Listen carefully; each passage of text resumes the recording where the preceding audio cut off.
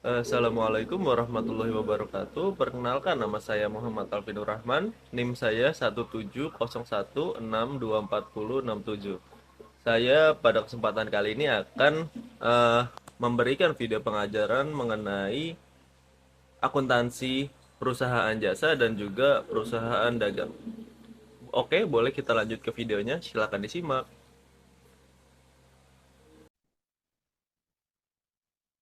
Oke, selamat siang anak-anak. Pada pertemuan kali ini kita akan membahas terkait siklus akuntansi tentang perusahaan jasa.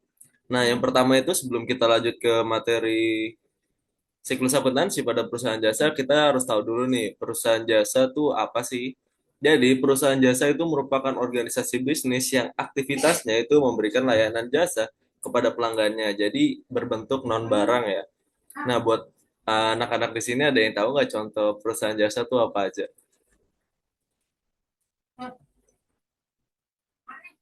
Daily teh bukan Pak. Apa? Boleh diulang? Gojek bisa nggak Pak Gojek? Oh, Gojek bisa. Karmel dari apa, Karmel? Daily teh atau enggak ini PWC Pak. Wah, perusahaannya bagus juga yang disebut. Iya, betul yang disebutin nama Dek Karmel sama Dek Kaila. Oke, kita lanjut ke materi selanjutnya.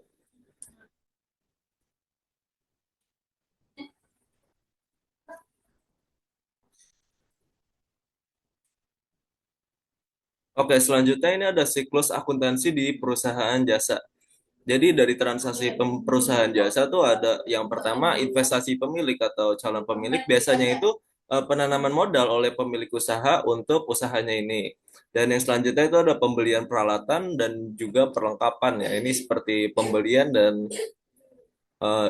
peralatan dan perlengkapan seperti biasanya kayak beli mesin, beli gedung dan lain sebagainya. Perlengkapannya juga gitu, beli perlengkapan toko, perlengkapan kantor ya gitu juga. Selanjutnya itu ada pendapatan jasa. Ini merupakan pemasukan yang didapatkan oleh perusahaan jasa ini melalui operasional perusahaannya. Selanjutnya itu ada beban usaha. Beban usaha itu merupakan pengeluaran yang timbul akibat operasional yang dialami perusahaan. Selanjutnya itu ada piutang usaha yang merupakan kewajiban orang lain yang harus dibayarkan kepada kita. Jadi orang itu menerima jasa kita, cuman dia bayarnya itu secara kredit. Selanjutnya ini ada analisis dan juga bukti transaksi.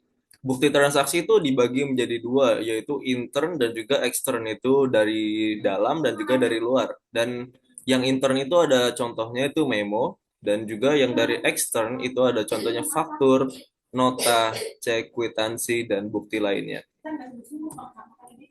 Oke, ini ada ayat jurnal umum, dan di sini ada tabel jurnal umum yang dimana itu ada tanggal kejadian transaksi. Ini dimana ini mencatat ketika melakukan transaksi itu di tanggal berapa, biar kita bisa tahu nih track record transaksi yang udah terjadi. Oke, selanjutnya itu ada keterangannya. Keterangannya itu merupakan kayak dari di tanggal itu kita ngelakuin apa, entah itu pembelian ataupun penjualan ya semacam itu. Terus buat referensinya itu dari dari bukti transaksi apa eh, penjualan itu terjadi. Jadi bisa dimasukin ke referensi ini sebagai acuan gitu. Selanjutnya itu ada di debit, apabila terjadi pemasukan berupa harta bisa dimasukkan kredit, dan juga apabila ada pengurangan harta bisa dimasukkan ke kredit. Dan yang selanjutnya itu ada eh, F, ini ya cuma judulnya, terus G itu halamannya.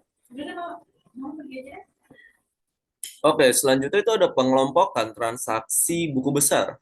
Jadi di dalam buku besar itu terdapat dua akun ya, yang dimana yang pertama ada akun-akun real, dan juga yang kedua itu ada akun-akun nominal. Dan akun-akun real ini terbagi menjadi tiga, yaitu ada akun aset dan juga akun aset, dan yang ketiga itu ada akun ekuitas.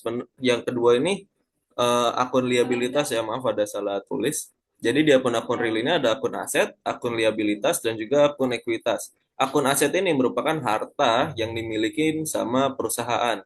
Dan juga yang kedua akun liabilitas itu merupakan utang yang dimiliki oleh perusahaan gitu. Jadi liabilitas itu nama lain dari utang. Selanjutnya itu ada akun ekuitas atau akun modal. Akun ekuitas ini merupakan modal yang ditanamkan oleh si pemilik gitu loh. Jadi masuk ke akun ekuitas. Selanjutnya itu ada akun-akun nominal, yaitu terbagi menjadi dua, ada akun pendapatan dan juga akun beban. Yang pertama akun pendapatan, seperti yang udah dijelasin di awal, akun pendapatan ini merupakan akun-akun yang mencatat segala macam pendapatan yang didapatkan dari operasional perusahaan tersebut. Selanjutnya itu ada akun beban, sama juga kayak di awal yang udah dijelasin, akun beban ini merupakan akun yang timbul akibat kegiatan operasional yang dilakukan oleh perusahaan. Nah, namanya itu akun beban. Nah, selanjutnya ini ada bentuk buku besar. Jadi bentuk buku besar itu terbagi menjadi tiga. Yang pertama ada bentuk T. Jadi buku besarnya tuh benar-benar bentuk T. Nah, di sebelah kiri kredit dan di sebelah kanan, di sebelah kiri itu debit dan juga di sebelah kanan itu kredit. Selanjutnya itu ada bentuk skonto dan juga bentuk stravel. Lah, bentuk ini tuh mirip-mirip, jadi bisa dilihat di kolom selanjutnya. Ini bentuk skontro dan juga ini bentuk dari kolom dari book bus control, sama aja dari satu 2 3 itu sama aja, beda kolomnya doang, yang di sini 3 kolom, yang di sini 4 kolom. Selanjutnya ini ada neraca saldo. Neraca saldo ini merupakan bisa dibilang kayak ringkasan dari akun-akun yang dimiliki sama perusahaannya gitu. Jadi di neraca saldo ini ada akun aset, ada akun liabilitas, akun ekuitas, akun penjualan dan juga akun beban. Di sini digabung jadi satu. Nah, nanti jumlahnya itu debit sama kreditnya sama dan mencerminkan kondisi dari perusahaan itu. Oke, selanjutnya itu ada ayat jurnal penyesuaian. Jadi di akhir periode perusahaan itu memiliki nominal di akun-akun itu yang masih belum berubah. Seperti contohnya kayak beban yang harus dibayar, piutang pendapatan, beban dibayar di muka dan lain sebagainya. Jadi sebagai contoh nih beban yang harus dibayar, kita punya eh, kita punya beban di beberapa bulan sebelumnya dan bebannya itu belum kita bayar gitu loh. Jadi masih berupa hutang. Nah, harus dicatat dulu. Sebagai contoh, kita kan punya perusahaan jasa dan kita memiliki karyawan. Nah, beban gaji untuk karyawan itu harus dibayar pada tanggal 5 di bulan selanjutnya. Nah, karena pencatatan ayat jurnal penyesuaian ini di akhir periode, jadinya bebannya itu belum kita bayar, baru kita catat sebagai beban. Jadi akuntan ntar itu beban pada hutang. Dan jika kasusnya seperti gaji tadi, maka akunnya itu beban gaji pada hutang gaji. Ya, di beban dibayar di muka juga sama. Terus pendapatan diterima juga sama. Jadi akun penyesuaian ayat jurnal penyesuaian ini digunakan untuk mencatat gitu transaksi yang di jurnal umum atau di transaksi itu nggak ada. Jadi di akhir periode itu disesuaikan. Nah, selanjutnya ini ada penyusutan. Jadi untuk penyusutan ini ntar ada perhitungannya sendiri. Tapi untuk akunnya itu, dia adalah beban penyusutan pada akumulasi penyusutan. Kalau sebagai contoh, kita mau mesinnya kita beli 4 tahun gitu loh. Dan per tahun itu kita susutin 2.500.000 gitu dari harga awalnya 10 juta. Nah, jadi ntar di beban penyusutannya itu 2,5 juta dan juga di akumulasi penyusutannya itu 2,5 juta juga. Selanjutnya itu perlengkapan yang digunakan. Jadi perlengkapan itu kan ketika digunakan nggak ada bukti transaksinya ya. Jadi di akhir periode itu harus kita sesuaikan. Jadi berapa perlengkapan yang udah terpakai itu nyarinya perlengkapan yang ada di neraca saldo tadi dikurangi dengan sisa perlengkapan yang ada dan selisih dari kedua itu akan menjadi beban perlengkapan. Makanya ditulis di sini beban perlengkapan pada debit dan perlengkapan di kredit untuk mengurangi jumlah perlengkapan yang ada di neraca saldo. Selanjutnya ini ada kerugian piutang. Jadi piutang yang nggak bisa kita tagih dari customer itu dicatat sebagai kerugian piutang dan akunnya itu beban piutang tak tertagih pada cadangan piutang tak tertagih. Oke, selanjutnya itu ada neraca lajur. Yang pertama itu ada neraca lajur 6 kolom, yang kedua ada neraca lajur 8 kolom, dan 10 kolom 12 kolom. Ini sebenarnya sama aja ya. Cuman yang biasanya dipakai buat anak-anak SMA ataupun kuliah itu di pengantar akuntansi dia cuman pakai neraca lajur 10 kolom yang dimana itu ada neraca saldo, ada penyesuaiannya, terus neraca saldo setelah penyesuaian, laba rugi dan juga neraca. Untuk yang bentuk-bentuk lain mungkin masih sering digunakan cuman ketika sedang di instansi pendidikan itu jarang dipakai. Jadi akun di sini ada deskripsinya. Akun yang pertama neraca saldo itu menyiapkan neraca saldo pada neraca lajur. Dan yang kedua itu ada penyesuaian. Jadi data penyesuaian yang tadi sebelumnya dimasukkan ke sini. Terus yang ketiga ada neraca saldo setelah penyesuaian. Jadi neraca saldo yang ada ditambahin sama penyesuaian yang sebelumnya tadi. Selanjutnya itu ada laba rugi. Laba rugi ntar ada perhitungannya sendiri dan perubahan ekuitas juga ada perhitungannya sendiri, neraca juga ada perhitungannya sendiri. Oke, selanjutnya ini ada laporan laba rugi. Laporan laba rugi ini terbagi menjadi dua. Yang pertama itu single step dan yang kedua itu multiple step. Jadi di single step ini dia pendapatan dijumlah dan beban dijumlah baru dikurang di bawah sini. Sedangkan kalau yang multiple step itu dari pendapatan dia ditambah terlebih dahulu. Pendapatan dikurang dengan beban operasional dan hasilnya itu dijumlah lalu baru ditambahkan dengan pendapatan dan beban operasi beban di luar operasi. Jadi beban dan pendapatan di luar operasi itu dipisah dengan pendapatan utama dari si perusahaan itu, pendapatan jasanya. Oke, selanjutnya itu ada laporan perubahan ekuitas atau laporan perubahan modal. Jadi laporan perubahan ekuitas ini menunjukkan modal akhir yang dimiliki si perusahaan jasa pada akhir periode. Jadi dia misalkan di awal periode dia naruh modal 1 juta dan dia punya laba bersih 500.000 dan dia juga narik uang itu 100.000. Jadi entar dari modal awal di 1 Januari 2017 ini ditambahin dengan laba bersih yang tadi 500.000 dan dikurangin price yang dia ambil uangnya dari modal itu 100.000 dijumlahin di sini. Jadinya itu kan 400.000 ya. Jadi 1 juta tambah 400.000 jadi 1.400.000. Nah itu adalah jumlah modal akhir si perusahaan jasa ini, si perusahaan karakter salon sebagai contohnya.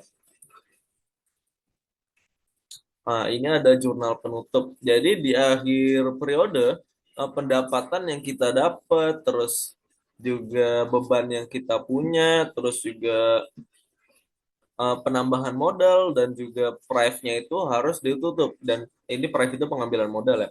Nah, jadi cara nutupnya itu cukup gampang ya. Akun-akun yang ingin ditutup itu kita taruh di lawannya gitu. Sebagai contoh, beban itu kan normalnya di debit. Kita masukin ke kredit. Kenapa di kredit? Karena ya pengen kita tutup gitu. Saldo bebannya pengen kita jadiin nol. Nah, yang lainnya juga sama kayak buat pendapatan, ikhtisar laba rugi pendapatannya ditaruh di debit dan juga ikhtisar laba ruginya ditaruh di kredit. Yang lainnya juga sama, price itu kan normalnya di debit, ditaruh di kredit untuk ditutup agar saldonya jadi nol. Nah, untuk setelah semuanya selesai, ini bisa dijumlahin di bawah, itu hasil dari jurnal penutupnya.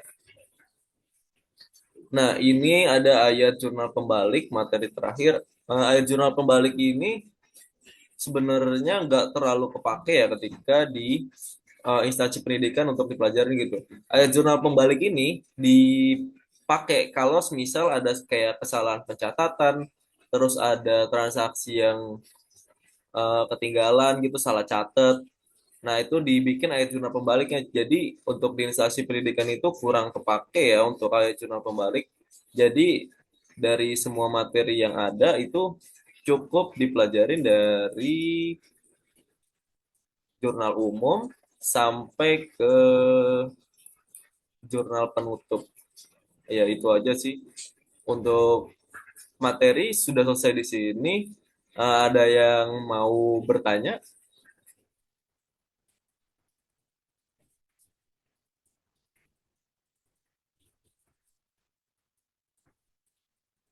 Wah, Kayla nggak mau nanya juga kah? Saya mau tanya, Pak. Boleh, Karmel, apa pertanyaannya? Yang tadi yang bagian lajur-lajur, Pak. Baca laju. Kan tadi katanya kalau misalkan make yang kolom-kolom ini kan katanya sama aja. Nah, kalau misalkan bedanya itu apa ya, Pak?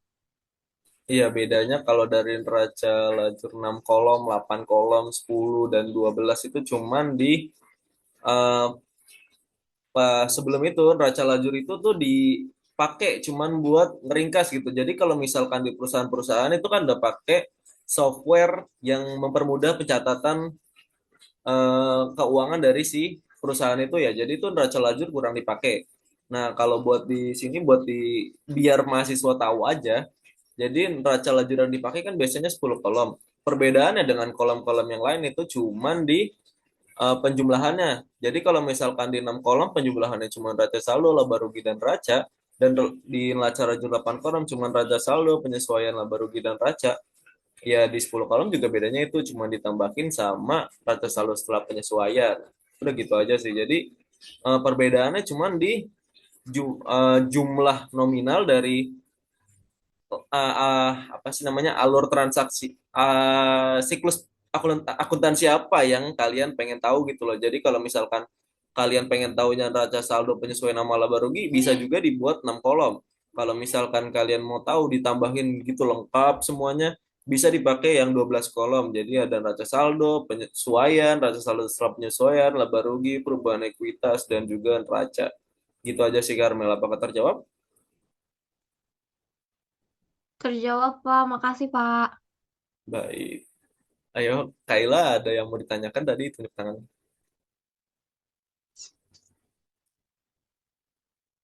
Kenapa ketawa Kayla? Ada yang lucu lah? Enggak, tadi saya nulis pertanyaan terus typo, Pak. Ya, jadi saya mau nanya, tadi kan ada bagian yang single step sama multiple step ya. Coba Pak, boleh lihat slide-nya nggak Pak? Nah, di sini kan untuk eh, saya lihat sih bentukannya kan beda ya. Untuk hasilnya sendiri itu nanti apakah misalnya dalam kita catat satu catatan nih kita iseng nih mau nyatat dengan dua inian hasilnya tuh bakal sama apa beda sih? Kalau dari segi hasil sih, harusnya hasilnya sama aja ya, eh,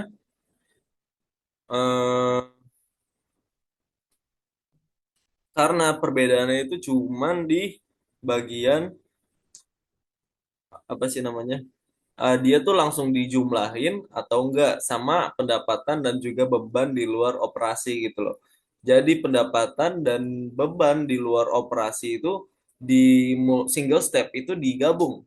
Sedangkan di multiple step itu dipisah. Jadi untuk hasil dari penjumlahan ini di single step dan juga ini di multiple step itu sama aja.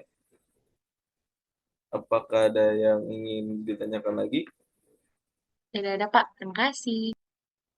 Baik, terima kasih atas pertanyaannya.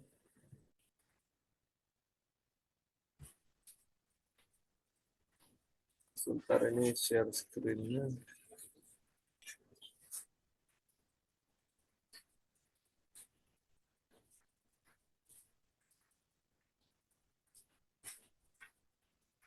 Baik, anak-anak, ini kita akan lanjut ke akuntansi perusahaan dagang ya, karena tadi sudah selesai di akuntansi perusahaan jasa, kita bakal lanjut ke akuntansi perusahaan dagang.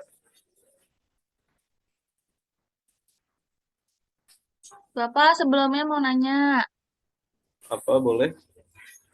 kenapa kenapa sih dibedain gitu perusahaan dagang sama perusahaan jasa? Karena di perusahaan dagang sama jasa tuh ada akun yang beda gitu. Jadi kan kalau di jasa itu kita nggak ngejual barang ya, nggak ada persediaan, nggak ada kayak dari diskon penjualan gitu-gitu nggak ada ya. Jadi nanti kalau nggak dibedain perusahaan akuntansi di perusahaan jasa dan juga perusahaan dagang nantinya bakal kesusahan si akuntan buat nyatet keuangan perusahaan itu. Oke, Jadi Pak. ada tujuannya kita skip aja. Nah, ini ada siklus akuntansi dari si akuntansi perusahaan dagang. Yang pertama itu ada jurnal, yang kedua ada buku besar. Buku besar ini bisa dibantu sama buku besar pembantu dan selanjutnya itu dilanjutkan dengan raja saldo, yang selanjutnya ada worksheet dan yang selanjutnya di sini itu ada laporan keuangan. Nah, yang pertama itu ada jurnal khusus. Jurnal khusus ini dibagi jadi 5, yaitu ada jurnal khusus penerimaan kas, dan yang kedua ada jurnal khusus pengeluaran kas, yang ketiga ada jurnal khusus untuk penjualan, dan yang keempat ada jurnal khusus pembelian, dan yang terakhir ada jurnal khusus memorial. Kita masuk ke penjelasannya dulu. Jadi jurnal khusus penerimaan kas ini, jadi jurnal ini tuh berisi tentang segala macam penerimaan perusahaan yang berbentuk kas. Jadi kalau misalkan kita ngejual cuman secara kredit itu nggak masuk ke sini karena kita nggak nerima kas. Dan selanjutnya itu ada jurnal khusus pengeluaran kas yang dimana ini sama juga dia mencatat segala macam pengeluaran yang berbentuk kas. Jadi kalau misalkan kita beli barang tapi kita nggak pakai kas gitu nggak ngeluarin duit itu nggak dimasukin ke dalam jurnal khusus pengeluaran kas. Yang selanjutnya itu ada jurnal khusus penjualan. Nah, kalau buat jurnal khusus penjualan ini, dia mencatat penjualan secara kredit. Kayak ber- berbanding terbalik dengan si jurnal khusus penerimaan kas, jurnal khusus penjualan ini itu dia mencatat penjualan yang dilakukan oleh perusahaan itu yang secara kredit. Selanjutnya itu ada jurnal khusus pembelian, sama juga dia mencatat pembelian yang dilakukan secara kredit. Yang selanjutnya itu ada jurnal khusus memorial. Jurnal khusus memorial ini digunakan untuk mencatat kayak retur, terus ada penyisian piutang gitu-gitulah. Nah, ini ada contohnya di jurnal penerimaan kas.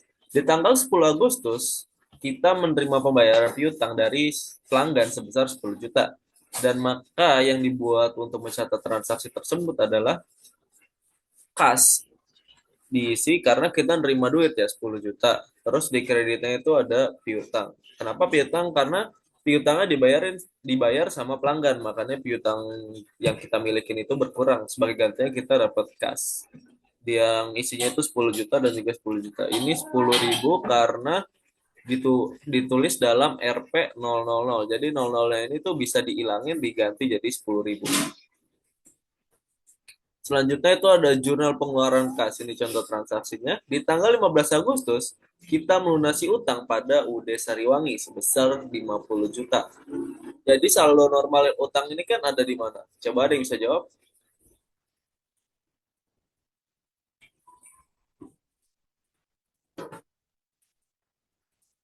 Oke. Jadi karena nggak ada yang bisa jawab, saldo normal utang itu ada di kredit. Makanya ketika kita ngebayar utang, itu utangnya di debit. Jadi utangnya itu 50.000. Sama kayak tadi, ini di dalam RP 000, RP ribuan lah. Dan di kreditnya itu kas. Kenapa kas? Karena kita ngebayar utang ke UD Sariwangi. Jadi kas kita berkurang. Jadi di debitnya hutang karena hutangnya sudah dibayar. Dan juga di kreditnya itu kas karena kita mengeluarkan kas. Oke, selanjutnya itu ada jurnal penjualan. Di tanggal 28 Agustus, kita menjual barang dagangan kepada PT Purnama Sari senilai 10 juta, yang mana sebesar 6 juta dibayar tunai dan sisanya dibayar bulan depan. Di sini akun itu ada kas 6 juta. Kenapa kas 6 juta? Karena kita terima DP sebesar 6 juta. Dan juga di kreditnya, di debitnya itu ada piutang. Kenapa piutang? Karena di sini 4 jutanya itu dibayar bulan depan. Dan di kreditnya itu ada akun penjualan. Nah, karena kenapa ini ada di jurnal penjualan padahal kan ada kita nerima kas juga nih. Kenapa nggak dimasukin ke jurnal penerimaan kas? Karena dibayarnya itu nggak full 10 juta, masih ada piutangnya 4 juta. Makanya dimasukin ke jurnal khusus penjualan. Selanjutnya itu ada jurnal pembelian. Di tanggal 10 Agustus, perusahaan membeli barang dagangan kepada distributor Permata senilai 15 juta, di mana 10 jutanya dibayar tunai, tapi sisanya dibayar 45 hari lagi. Sama penjelasannya kayak tadi, yaitu di debitnya ada pembelian, dan di kreditnya itu ada kas dan utang dagang.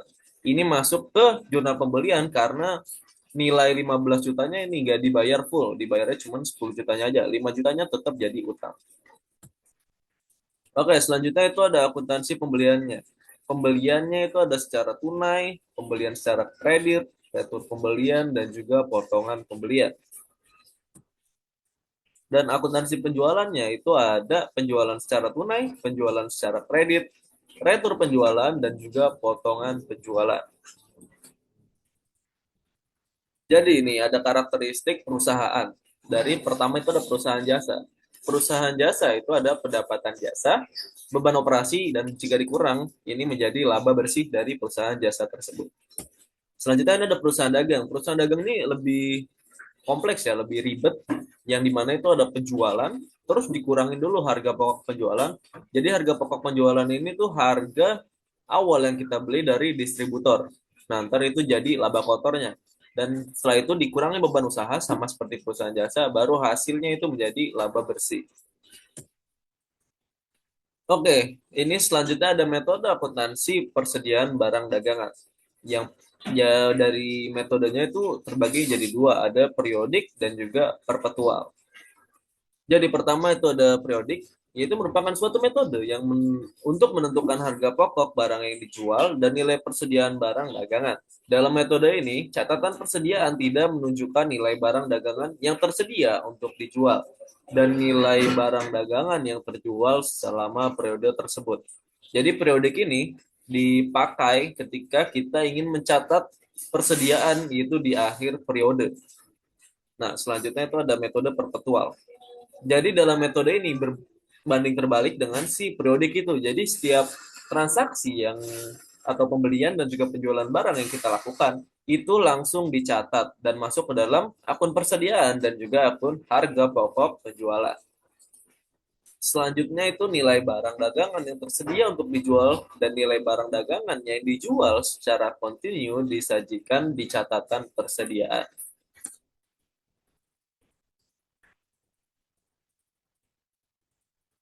Nah, ini ada contoh kita melakukan pembelian seharga Rp521.980. Lalu terjadi retur karena entah barangnya itu rusak, barangnya udah nggak bisa dipakai atau gimana. Jadi kita kembalikan ke tempat kita membeli. Dan juga kita dapat potongan pembelian nih. Dan potongan pembelian ini itu ngurangin harga pokok barang yang dibeli. Jadi 521.000 ini dikurangin jumlah dari retur pembelian dan juga potongan pembelian. Jadi ketika dijumlah itu jumlahnya 11.625. Maka pembelian bersih yang dilakukan oleh kita itu sebesar 510.355. Dan juga ini ada beban angkut pembelian. Jadi kita ngebeli itu kita dikenain ongkos dan ongkosnya itu nambahin harga pokok barang yang dibeli. Jadi jumlah di akhir yaitu 527.755. Selanjutnya ini ada perhitungan harga pokok penjualan. Sama aja, cuman ini di kasus penjualan. Jadi kita ngejual barang seharga 59.700 dan ini ada persediaan barang dagang di periode sebelumnya dan kita ngebeli barang terus dikurangin sama retur dan juga potongan dan ketemulah hasil pembelian bersihnya. Terus harga pokok barang yang dibeli segini ditambahin sama jumlah barang yang ada di awal periode 59.700. Jadi hasilnya itu Rp587.455. Dan persediaan barang dagangannya itu di akhir nanti dikurangin, maka ketemu harga pokok penjualan. Oke, ini ada pencatatan transaksinya. Jadi kalau pembelian barang dagangan secara tunai itu pembelian kepada kas, dan kalau kredit itu pada utang dagang. Sedangkan perpetual itu ketika ngebeli barang dagangan itu dia pakai persediaan barang dagangan pada kas ataupun utang. Jadi di perpetual itu nggak ada lagi akun pembelian. Selanjutnya itu ada retur pembelian. Retur pembelian tinggal dibalik aja kas atau utang dagang pada retur. Dan ini kas atau utang dagang pada persediaan karena akun pembelian itu udah nggak ada di perusahaan dagang. Selanjutnya potongan pembelian juga sama aja, kas pada potongan pembelian, terus ini di perpetual kas pada persediaan barang dagang. Beban angkut juga sama, beban pada kas, ini ketika kita ngebayar, terus kalau di sini persediaan pada kas, terus penjualan tunai itu kas pada penjualan, terus kalau di perpetual itu kas penjualan, HPP-nya juga dicatat. Kalau retur penjualan tinggal dibalik aja, potongan penjualan juga sama, tinggal dibalik terus pada kas, beban angkut penjualan juga pada kas. Dan di sini kalau perpetual di penjualan itu akun penjualan tetap ada, beda sama pembelian. Terus ini ada penyesuaian persediaan barang dagangan melalui ikhtisar laba rugi, itu ikhtisar laba rugi pada persediaan barang dagang. Jadi ini untuk menghapus saldo awal dari persediaan. Dan yang kedua itu ada persediaan barang dagang pada ikhtisar laba rugi untuk mencatat saldo akhir persediaan. Nah, ini selanjutnya melalui harga pokok penjualan, yaitu harga pokok penjualan pada persediaan barang dagang, dan juga untuk harga pokok penjualan gitu-gitu tinggal disesuaikan aja. Terus untuk mencatat saldo akhir persediaan itu tinggal persediaan pada HPP. Nah, ini ada bagan akunnya. Yang akun satu itu yang kalau angka depannya satu itu termasuk ke aset, yang angka depannya dua itu termasuk kewajiban, dan yang akun depannya tiga itu termasuk ekuitas. Yang dimana akun aset itu ada kas, piutang dagang, persediaan barang dagang, perlengkapan kantor, asuransi diberi muka, tanah, peralatan toko, dan lain sebagainya. Dan yang selanjutnya itu ada kewajiban, itu ada utang dagang, utang gaji, sewa diterima di muka, dan wesel bayar. Dan yang selanjutnya itu ada ekuitas pemilik yang dimana ada modal, price, ikhtisar laba rugi. Terus ini ada akun 4 sampai 7. Akun 4 itu akun pendapatan, akun 5 itu akun biaya atau beban, terus akun 6 adalah pendapatan lain-lain, akun 7 adalah beban lain-lain. Jadi ini yang dibedakan pada laba rugi di perusahaan jasa sebelumnya, yaitu ada pendapatan lain-lain dan beban lain-lain. Akunnya itu ada di akun 4 ada penjualan, return penjualan, dan potongan. Dan akun 500 itu ada biaya seperti beban-beban gitulah. Nah, untuk pendapatan lain-lain itu ada pendapatan sewa, dan beban lain-lain juga ada beban bunga. Dan selanjutnya ada berkurangnya persediaan barang dagang. Catatan persediaan net solution mengindikasikan bahwa terdapat persediaan tersedia untuk dijual sebesar $63.950 pada tanggal 31 Desember 2007. Perhitungan fisik mengungkapkan bahwa hanya ada 62.150 yang benar-benar tersedia. Jadi dari akun ini yang di awal 63.950 kita harus sesuaikan biar catatannya sama dengan perhitungan fisik yang ada. Maka tinggal dikurang aja. Terus di jurnal penyesuaiannya tinggal dibalik jadi harga pokok penjualan pada persediaan barang dagang karena persediaan fisiknya itu lebih sedikit daripada pencatatan, makanya persediaan barang dagangnya dikredit untuk mengurangi yang ada di catatan tersebut. Oke, sudah selesai presentasinya untuk materi perusahaan dagang dan juga perusahaan jasa. Baik, terima kasih kepada anak-anak murid semua yang udah mau mendengarkan hingga akhir dan juga on cam. Terima kasih dan sampai jumpa di pertemuan selanjutnya.